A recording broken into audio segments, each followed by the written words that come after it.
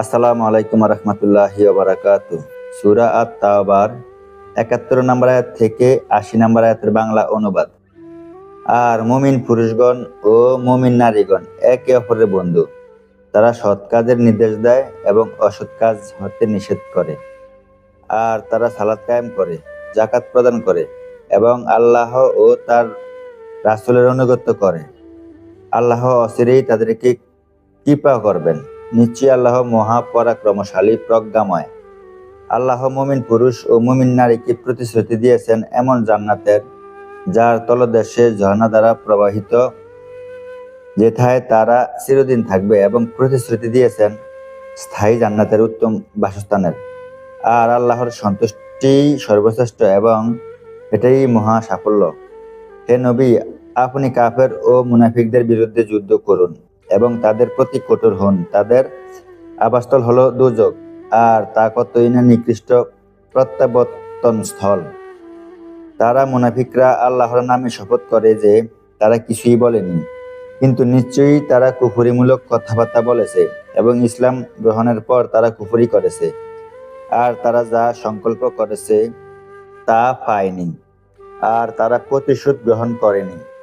তবে এই জন্য প্রতিশোধ গ্রহণ করেছে যে আল্লাহ ও তার রাসূল স্বীয় অনুগ্রহে তাদেরকে অভাবমুক্ত করেছিলেন। তারপরেও যদি তারা তওবা করে তাহলে তাদের জন্য ভালো হবে। আর তারা যদি বিমুখ হয়, আল্লাহ দুনিয়া ও আখিরাতে তাদেরকে মর্মন্তুদ শাস্তি দেবেন। আর পৃথিবীতে তাদের কোনো অভিভাবক ও সাহায্যকারী নেই। তাদের মধ্যে এমন লোক রয়েছে যারা আল্লাহর সাথে অঙ্গীকার করেছে, যদি আল্লাহ নিজ অনুগ্রহে আমাদেরকে সম্পদ দান করেন তাহলে আমরা নিশ্চয়ই সদকা দেব এবং অবশ্যই সৎকর্মশীলদের অন্তর্ভুক্ত হব।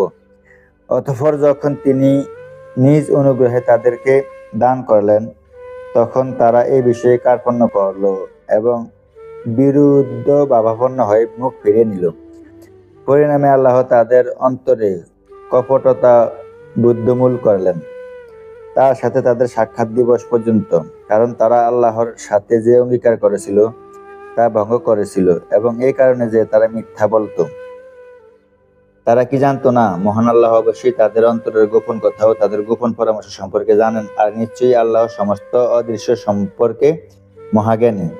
মুমিনদের মধ্য হতে স্বতঃস্ফূর্তভাবে নফল সদকা আদায়কারীদের যারা দোষারোপ করে এবং যারা নিজেদের শ্রম ব্যতি রেখেই কিছু পায় না, তাদেরকে বিদ্রুপ করে, আল্লাহ তাদের সাথে বিদ্রুপ করেন, আর তাদের জন্য রয়েছে যন্ত্রণাদায়ক শাস্তি। আপনি তাদের জন্য ক্ষমা প্রার্থনা করুন অথবা তাদের জন্য ক্ষমা প্রার্থনা না করুন, একই কথা। এমনকি আপনি যদি ৭০ বারও তাদের জন্য ক্ষমা প্রার্থনা করেন, তবুও আল্লাহ কখনো তাদেরকে ক্ষমা করবেন না। এটা এই জন্য যে তারা আল্লাহ ও তার রাসূলের সাথে কুফরি করেছে,